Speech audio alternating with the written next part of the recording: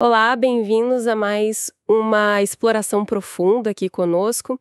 Hoje a gente vai mergulhar num período de transformação global bem intensa, focando na história da expansão do cristianismo.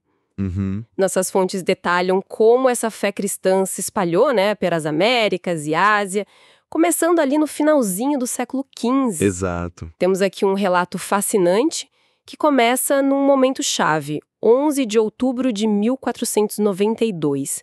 Cristóvão Colombo avista a terra, que ele chamaria de San Salvador. Sim. E esse evento, bom, não marca só a chegada europeia a um novo mundo, mas também abre esse mundo para uma nova dinâmica religiosa, né? Precisamente. Os 150 anos seguintes, a gente costuma chamar de Era das Descobertas. Sim. Mas, pensando na história do cristianismo, talvez seja melhor chamar de Era da Expansão Global, sabe? Entre 1500 e 1650, missionários católicos, principalmente de ordens religiosas, monges, frades, Certo. levaram sua mensagem para as colônias espanholas na América Latina e para os entrepostos comerciais portugueses na África e Ásia. Ok, bom, vamos desvendar isso então. O objetivo aqui é entender como essa expansão aconteceu, né? As diferentes estratégias que usaram e os dilemas enormes que surgiram, né? Muitos dilemas. Tanto para os missionários quanto para as populações locais.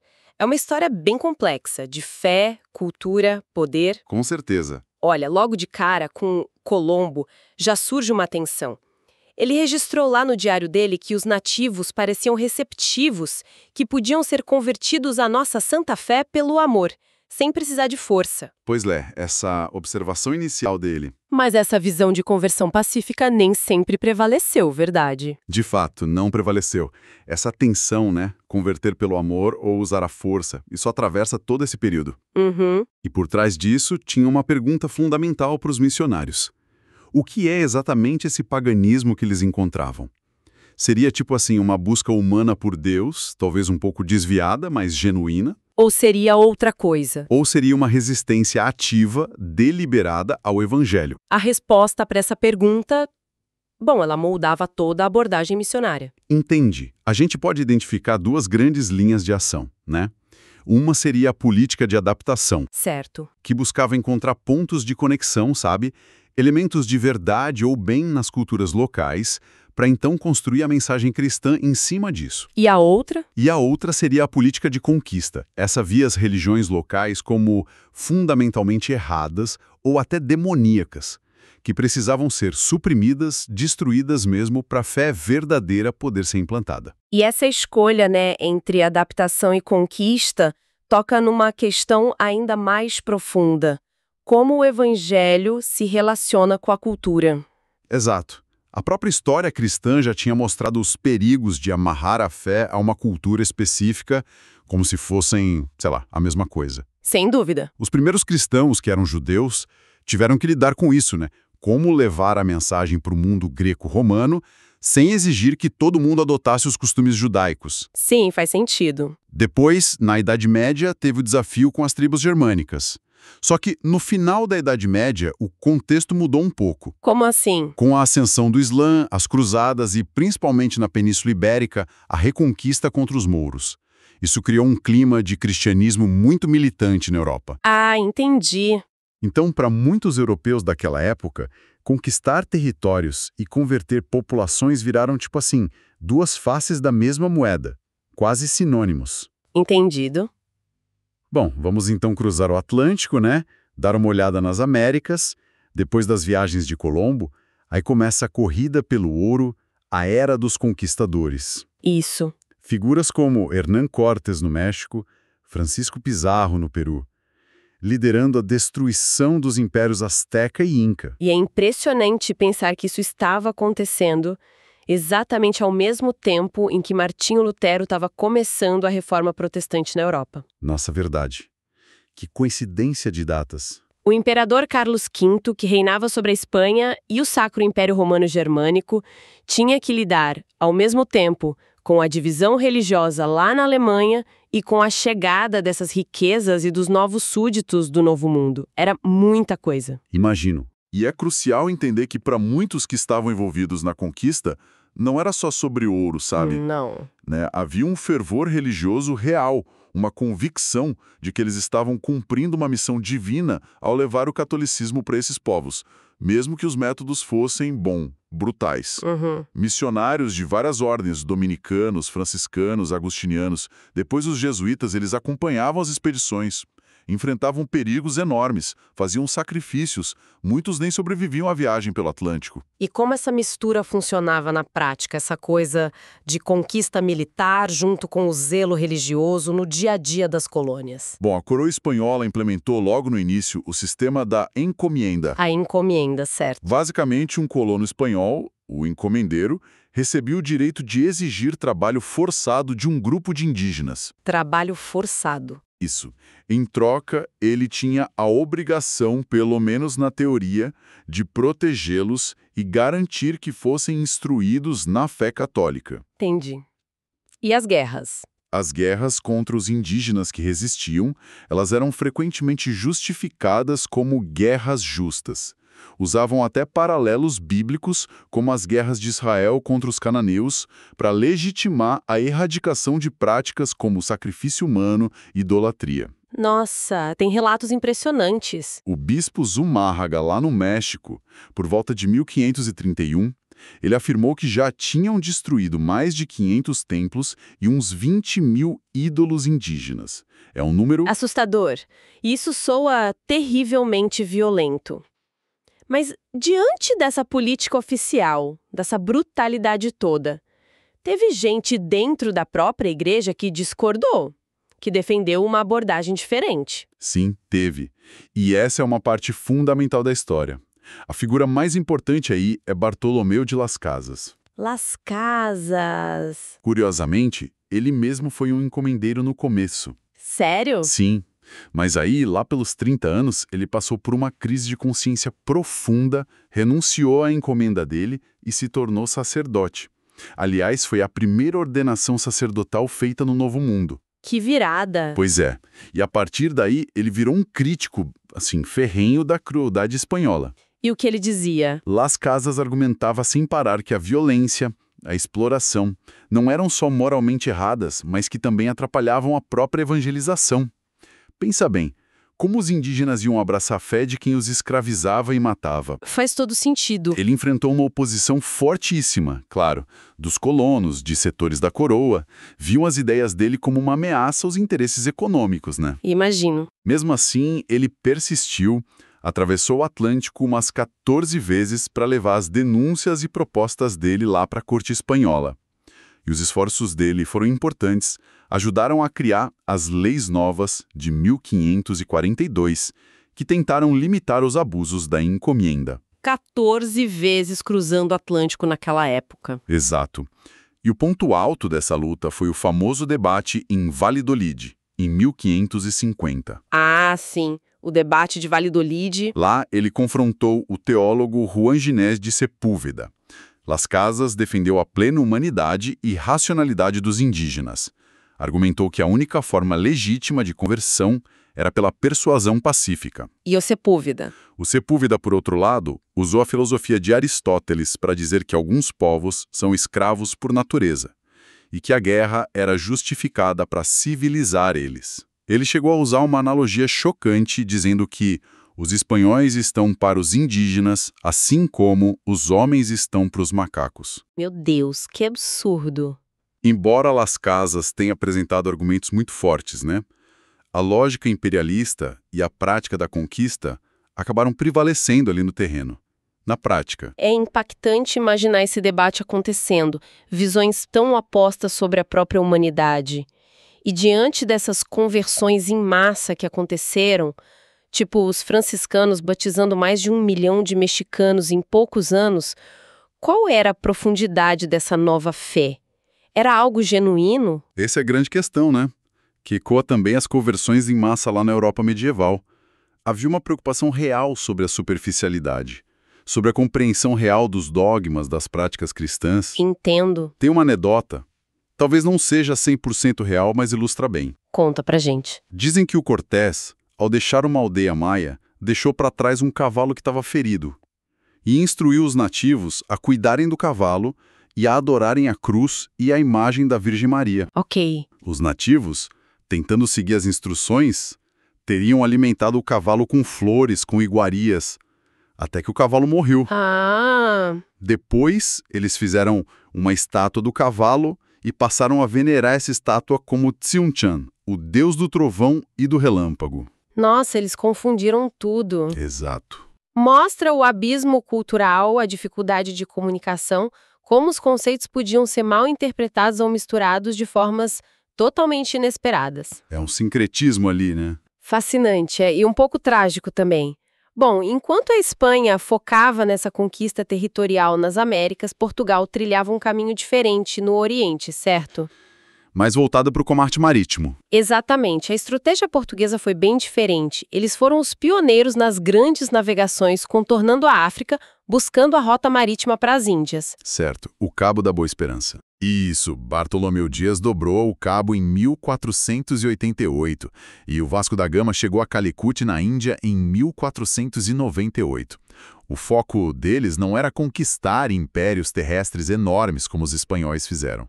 Era mais comercial, então. Era estabelecer uma rede de portos fortificados, feitorias, ao longo das costas da África e da Ásia. O objetivo era controlar as rotas comerciais, principalmente o comércio de especiarias, que era muito lucrativo, e tirar os mercadores árabes e venezianos que dominavam essas rotas. Uhum. Goa, na Índia, virou a capital desse império marítimo português no Oriente, e pequenas comunidades católicas começaram a surgir nesses entrepostos. E a questão da evangelização, como ficava? Assim como na Espanha, a coroa portuguesa também tinha a responsabilidade pela evangelização nessas áreas, através do sistema do padroado real. O padroado, ok. Esse acordo com o Papa dava ao rei de Portugal e ao da Espanha, mais suas áreas, o direito de administrar a igreja nos domínios lá fora. Nomear bispos, enviar missionários. Goa, por exemplo, virou sede de um arcebispado com jurisdição sobre toda a Ásia Oriental. Mas o cenário que eles encontraram na Ásia devia ser radicalmente diferente das Américas, imagino. Como isso impactou a abordagem dos missionários? Impactou enormemente. Muito diferente. Na Ásia, eles não encontraram impérios relativamente recentes, como o Azteca e o Inca. Não. Encontraram civilizações milenares, com estruturas sociais complexas, filosofias sofisticadas, religiões profundamente arraigadas como o hinduísmo, o budismo, o confucionismo. Muito mais estabelecidas, né? Exato. Essas tradições eram muito mais resistentes a uma imposição externa. Isso levou, especialmente entre os jesuítas, a uma reavaliação da estratégia. A política de conquista pura e simples, que funcionou, ainda que brutalmente, em partes das Américas, Não ia dar certo ali. mostrou-se inviável. Aí começou a ganhar força a ideia de adaptação cultural. A questão-chave passou a ser: o que nos costumes locais é só social ou cultural? E o que é realmente religioso e incompatível com a fé cristã? Onde é que a gente traça essa linha? Era difícil. E imagino que Francisco Xavier seja uma figura central nesse contexto asiático. Sem dúvida. Francisco Xavier, um dos cofundadores da Companhia de Jesus com Inácio de Loyola, uma figura-chave. Ele chegou a Goa em 1542 como enviado do Papa e do rei português. Certo. E é interessante notar que, no início, ele ainda refletia muito a mentalidade da época, sabe? Ele apoiou a ideia de trazer a Inquisição para Goa. Ele apoiou a Inquisição? Apoiou. E ela de fato aconteceu e foi um instrumento de repressão por séculos. Nossa. No entanto, a experiência missionária do Xavier parece que o transformou. Ele trabalhou muito na Índia, especialmente com os pescadores paravas no sul. Lá ele estabeleceu uma comunidade cristã grande trabalhando dentro da estrutura de castas que já existia. Uhum. Mas foi a experiência dele no Japão que parece ter provocado a mudança mais significativa na abordagem dele. Ah, o Japão. O que aconteceu lá que o fez mudar? Xavier chegou ao Japão em 1549. Encontrou uma sociedade complexa, né? Com tradição guerreira forte, os samurais, influências budistas, shintoístas. Sim. No início, ele tentou uma abordagem mais direta, mas logo percebeu que precisava adaptar a mensagem, o comportamento dele, à cultura local.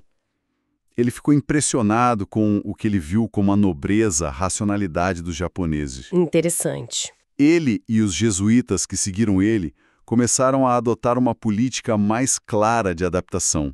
Aprenderam a língua, vestiram trajes japoneses, estudaram os costumes, buscaram dialogar com monges budistas. Uma imersão mesmo. Exato. A ideia era apresentar o cristianismo não como algo totalmente estrangeiro, mas como, tipo assim, o cumprimento das melhores aspirações da própria cultura japonesa. E deu certo. Essa abordagem teve um sucesso inicial impressionante. No final do século XVI, tinha talvez uns 300 mil cristãos no Japão. Centenas de igrejas, até a cidade de Nagasaki foi fundada como centro para cristãos. 300 mil é bastante gente. Muito. Porém, a situação política mudou drasticamente no início do século XVII, com a unificação do Japão sob o shogunato Tokugawa. Ah, Os novos governantes passaram a ver o cristianismo como uma ameaça estrangeira, uma fonte de instabilidade. Aí começou uma perseguição feroz, sistemática. perseguição. Milhares de cristãos japoneses foram martirizados de formas muito cruéis, entre 1614 e meados do século. A missão cristã no Japão foi quase totalmente aniquilada. Sobreviveu só na clandestinidade por mais de 2 séculos. Uma história de sucesso Que virou tragédia. Que reviravolta dramática. E o Xavier também tinha planos para a China, né? Mas ele não conseguiu entrar. Quem teve sucesso onde ele falhou foi outro jesuíta, o Matheus Ritzi, certo? Exatamente. A China da dinastia Ming era um desafio ainda maior. Um império vasto, antigo, cultura profundamente confucionista e uma desconfiança enorme de estrangeiros.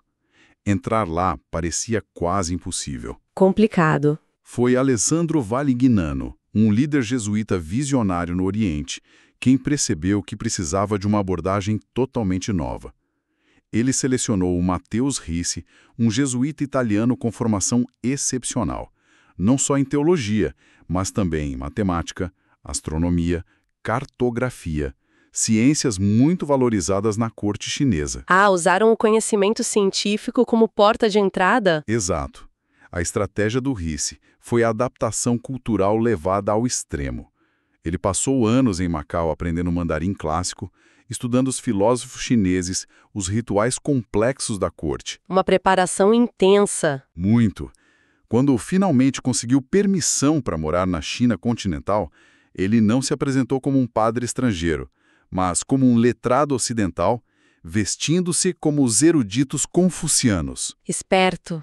Ele usou os conhecimentos científicos dele, fez mapas mundi que incluíam as Américas, mas colocavam a China no centro, o que agradou. Consertou relógios mecânicos, previu eclipses, tudo isso para ganhar o respeito da elite intelectual. E, finalmente, conseguiu acesso à cidade proibida em Pequim, em 1601. Incrível. Lá ele ficou quase 10 anos, admirado como astrônomo e matemático. É uma estratégia impressionante mesmo. E como ele apresentou a mensagem cristã nesse contexto tão delicado? Com um cuidado e uma sutileza enormes.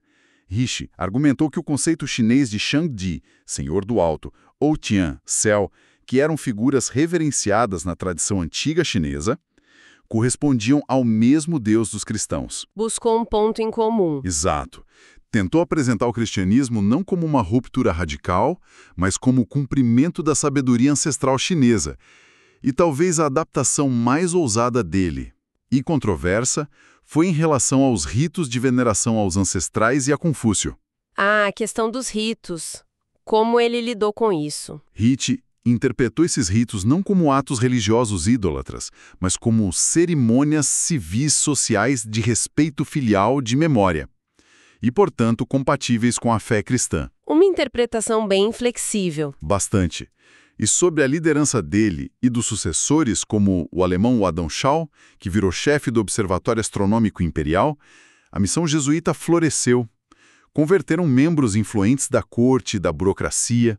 Em meados do século XVII, estima-se que havia uns 270 mil católicos na China. 270 mil. Chegaram a obter um édito de tolerância em 1692.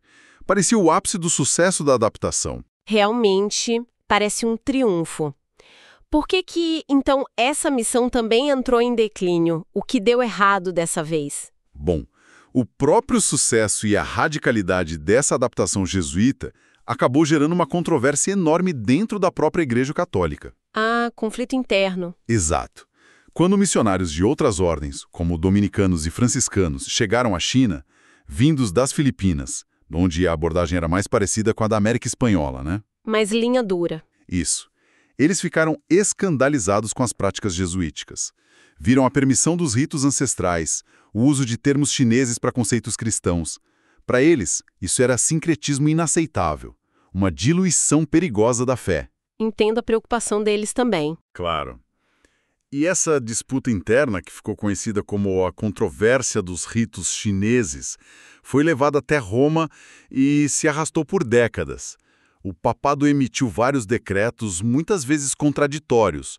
Ora parecia apoiar os jesuítas, ora condenava as práticas deles. Que confusão. Uma confusão. E essa indecisão e a eventual proibição definitiva dos ritos pelo Papa, lá no início do século XVIII, minou completamente a posição dos missionários na China. O imperador chinês, sentindo que uma autoridade estrangeira, o Papa, estava interferindo nos costumes do império dele, não gostou nada disso. Reverteu a política de tolerância. O cristianismo passou a ser visto como uma seita subversiva. E a missão, que parecia tão promissora, entrou num longo e acentuado declínio. Uma história complexa, né, sobre os limites da adaptação. Uau, que história. Então, recapitulando essa nossa exploração de hoje, a gente tem uma era de expansão religiosa global sem precedentes, mas que foi atravessada por essa tensão fundamental, impor a fé pela força da conquista ou tentar adaptá-la às culturas locais. Vimos os dois extremos em ação. Precisamente. Desde a brutalidade lá da encomienda e a justificativa da guerra justa nas Américas, passando pela defesa apaixonada e muitas vezes solitária do Las Casas pelos direitos indígenas, Sim. até as estratégias de adaptação cultural incrivelmente sofisticadas e, como a gente viu, arriscadas dos jesuítas na Ásia, como o Xavier no Japão e o Ricci na China. Fica claro, né? Fica muito claro que essa interação entre fé, cultura e poder é incrivelmente complexa, cheia de dilemas éticos e com resultados que raramente são simples, ou preto no branco. Essa jornada pela história não mostra só como uma religião se espalhou pelo mundo, mas expõe dilemas profundamente humanos sobre encontro cultural, uso do poder, ética, que de muitas formas ainda ecoam hoje em dia. Exato. E talvez isso nos deixe com uma reflexão final, né?